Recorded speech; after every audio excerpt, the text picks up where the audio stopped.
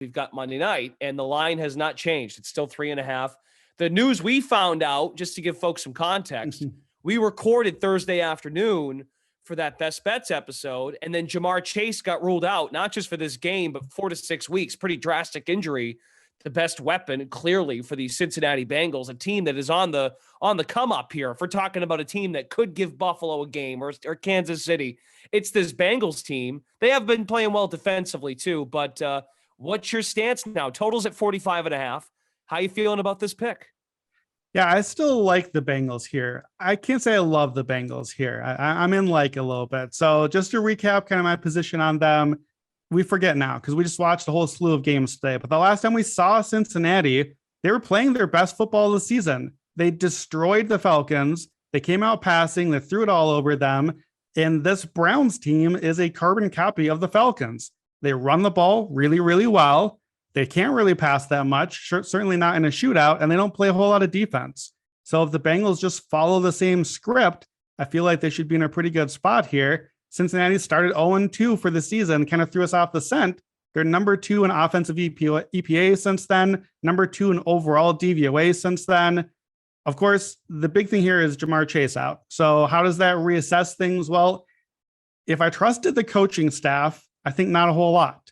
My fear is, does Zach Taylor look and say, you know what, the Browns' run defense is pretty bad. What if we just try the Joe Mixon thing? We like to run the ball. Should we run the ball, guys? Let's run the ball again.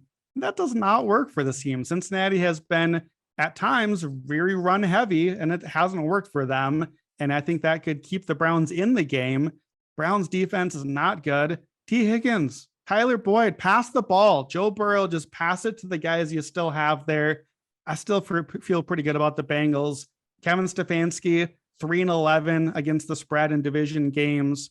I think this is a good spot for Cincinnati to go out and get the win. And I mean, look, we don't move lines too much for receivers, but Jamar Chase is as good as it gets. And the fact that they still wouldn't budge on the line here, I think is telling us they're almost daring us to take Cleveland at this point. And I'm not going to take the dare. I'll stick with Cincinnati. Okay, Cleveland getting 53% of the money, 42% of the bets. That's the latest over on the Action Network app. Strongly encourage you to get one of those pro accounts. They are phenomenal. Jill, I know you've been talking about this all year, that the scoring in the league, touchdown scoring in the league, it's making its climb back. The overs hit today, lots of scoring today. But this, to me, if I had to look at a game, I feel like this one you are just salivating. There's just so many choices here for possible touchdown scores in this game. Well, you're talking about books daring us. Books are really daring you to take a look at the next wide receiver on the Bengals right now, because wide receiver 3, which is usually how they run their wide receiver sets, is Mike Thomas. And he is right now sitting at plus 490 at FanDuel to score a touchdown. And he's going to probably ascend into that wide receiver 3 status. You saw that when T. Higgins was out, he had played about 70% of the snaps in that spot. Another guy you probably want to consider, maybe Joe Burrow at plus 550. He has rushed for a touchdown now in 3 straight games. Browns are one of the worst teams defending the run this year.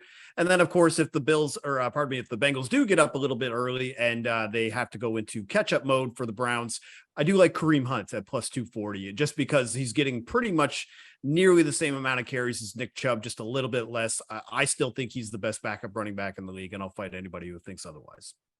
Very good. Any other thoughts on a total in this game, possibly? I mean, as an optimist, I want to have lots of points in this game. Right. I mean, sitting at 45.5, you're right there, just kind of like a crisp number where it could go either way.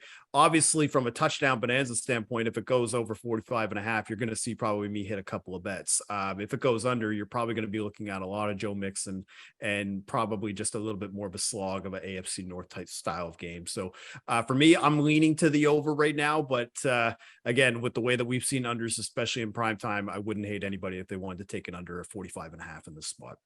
And don't forget, Brendan, I believe you had the stat the last time we did the Bengals game. Cincinnati has yet to allow a second half touchdown this season. So if Cincinnati does get the lead, especially if they pull out a little further ahead, this is not going to be a good look for Cleveland. So I would not be looking to bet on a comeback spot for them in that position.